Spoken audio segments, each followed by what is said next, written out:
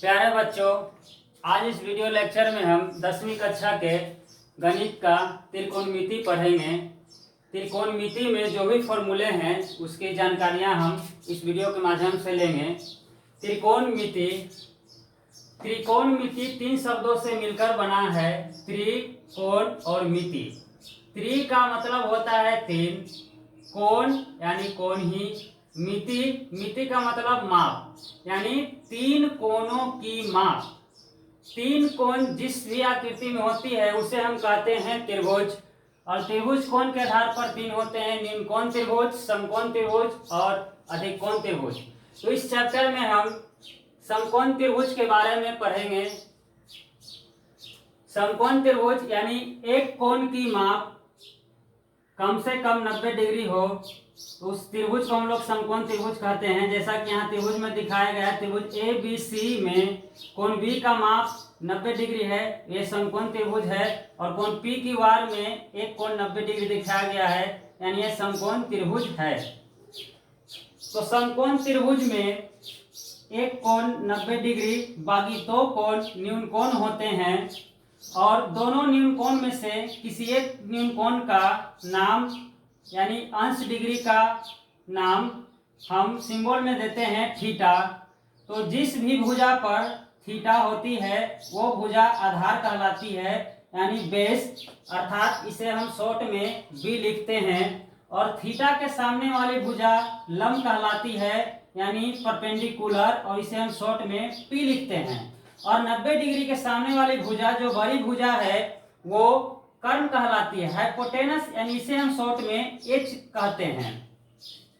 अब थीटा जैसे ही अपना स्थान चेंज करता है तो आधार और लंब भी एक दूसरे से अपना स्थान चेंज कर लेता है। जैसा कि इस आकृति में दिखाया गया है, थीटा पहले वाला आकृति में ए के पास था, तो ए के पास से जैसे ही थीटा सी के पास आया तो लंब आधार के पास और आधार लंब के पास आ गया।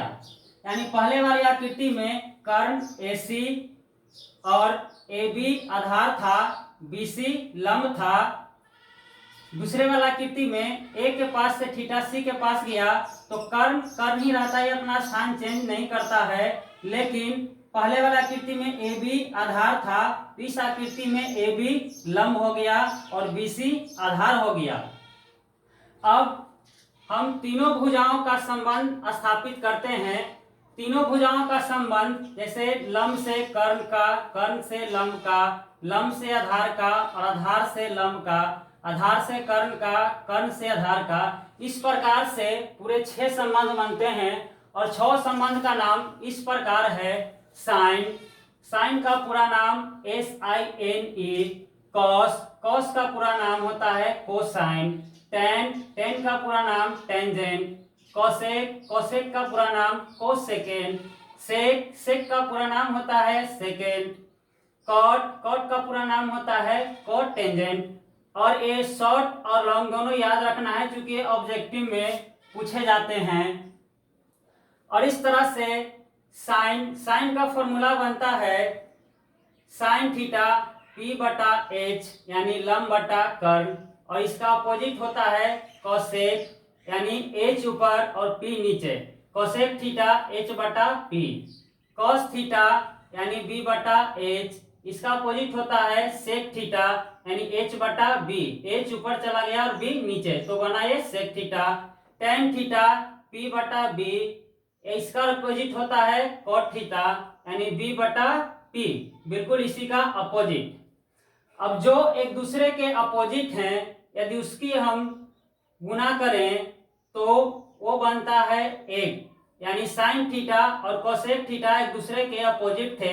जैसे ही ये दोनों को हम गुना करेंगे इसका वैल्यू 1 हो जाएगा, यानी sine theta into cosec theta. Sine theta का वैल्यू है P/H गुना कोसेक थीटा H/P। H से H कट गया एक बार में, P से P एक बार में, 1 गुना 1 1। इस तरह से sine theta into cosec theta बराबर 1। अब हम साइन के पदों में इसे लिखते हैं तो ये गुना से बराबर के उस तरफ जाता है तो ये बनता है भागा में, यानी साइन थीटा बराबर 1/कोसेक थीटा। अब कोसेक के पदों में कोसेक थीटा बराबर 1/sin थीटा, भाग गुना से उस तरफ गया तो ये भाग में। अब यहाँ हम देखते हैं कि cos थीटा और sec थीटा एक दूसरे के अपोजिट है, तो cos theta into sec theta, cos theta into sec theta बराबर 1। बिल्कुल इसी तरह से हम इसे भी कर सकते हैं।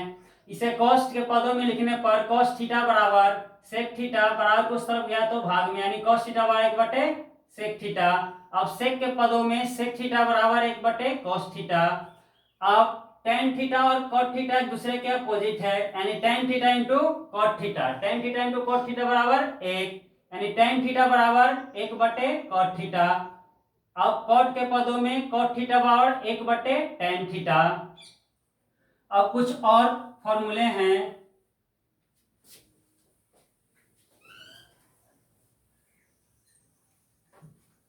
जैसे यहाँ साइन थीटा बराबर p/h, हर में यहाँ h है और कॉस में हर में h है। इसे हम दोनों को स्क्वायर करते हुए जोड़ते हैं, sine square theta plus cos square theta, तो हमें एक प्राप्त होता है। इसे हम थोड़ा हल कर देख लेते हैं। साइन स्क्वायर थीटा यानी साइन थीटा p/h का whole square plus cos square theta यानी b/h का होल स्क्वायर, ये क्या हो जाएगा p स्क्वायर बटा h स्क्वायर, b स्क्वायर बटा h स्क्वायर, यानी एलसीएम h स्क्वायर ऊपर p square plus b square.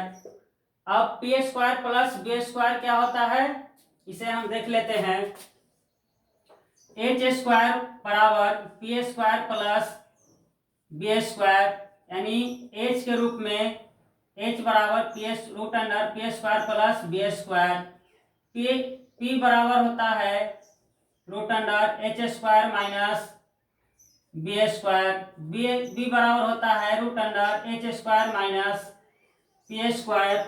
तो p square plus b square, p square plus b square बराबर h स्क्वायर, यानी p square plus b square की जगह हम लिख सकते हैं h स्क्वायर बटा h स्क्वायर। h स्क्वायर से h स्क्वायर एक बार में कट गया यानी 1, तो यहाँ पर सिद्ध होता है sine square plus cos square theta बराबर 1। अब हम इसे साइन के पदों में लिखते हैं, साइन स्क्वायर थीटा बराबर 1। अब ये प्लस में है, बराबर के उस तरफ जाएगा तो माइनस कॉस स्क्वायर थीटा, और इसे हम लिख सकते हैं साइन थीटा बराबर √1 माइनस कॉस स्क्वायर थीटा। अब कॉस के पदों में यानी कॉस स्क्वायर थीटा बराबर 1, साइन उस तरफ जाएगा तो 1 माइनस साइन स्क्वायर थीटा, या इसे हम लिख सकते हैं कॉस थीटा बराबर √1 माइनस साइन स्क्वायर थीटा। अब इसी तरह से हम यहाँ देखते हैं कोसेक थीटा में नीचे p है और किसमें p है, तो कॉट थीटा में नीचे p है। अब यहाँ कोसेक थीटा में h जो है ऊपर है और h कर्ण सबसे बड़ी भुजा होती है, इसलिए कॉट थीटा से कोसेक थीटा का मान बड़ा होगा। तो यहाँ हम क्या करेंगे, cosec square theta minus cot square theta बराबर 1। इसे भी हम जैसे कि पहले वाले को सिद्ध किए थे उस तरह से सिद्ध कर सकते हैं। अब कोसेक के पदों में इसे हम लिख सकते हैं 1, ये माइनस उस तरफ जाएगा तो प्लस में, यानी 1 प्लस कॉट स्क्वायर थीटा, और इसे हम लिख सकते हैं कोसेक थीटा बराबर √1 प्लस कॉट स्क्वायर थीटा, और इसे हम कॉट के पदों में लिख सकते हैं कॉट स्क्वायर थीटा। कॉट यानी यहाँ पर हम कॉट को बचाते हैं तो 1 इस तरफ आएगा तो माइनस में, यानी कोसेक स्क्वायर थीटा -1, या इसे हम लिख सकते हैं कॉट थीटा बराबर √, स्क्वायर उस तरफ जाएगा तो रूट में बदल जाएगा, यानी कोसेक स्क्वायर थीटा -1। इसी तरह से अभी एक और बचा हुआ है सेक थीटा, इसमें हर में है b और इसमें tan में है b, यानी यहाँ पर सेक थीटा बड़ा है और tan थीटा इससे छोटा होगा, क्योंकि सेक थीटा का हर बड़ा दिखाई दे रहा है।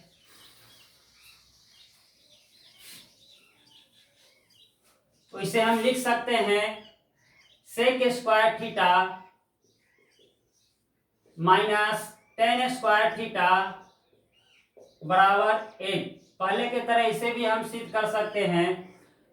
सेक थीटा के पदों में लिखने पर इसे सेक स्क्वायर थीटा बराबर 1, टेन स्क्वायर थीटा उस तरफ जाएगा तो माइनस से प्लस टेन स्क्वायर थीटा, या इसे हम और लिख सकते हैं सेक थीटा बराबर स्क्वायर उस तरफ जाएगा रूट में 1 प्लस टेन स्क्वायर थीटा, या टेन के पदों में टेन स्क्वायर थीटा बराबर टेन यहाँ है 1 इस तरफ आएगा तो 1 माइनस में हो जाएगा, यानी सेक स्क्वायर थीटा माइनस 1, या हम लिख सकते हैं टेन थीटा बराबर root under sec square theta minus 1।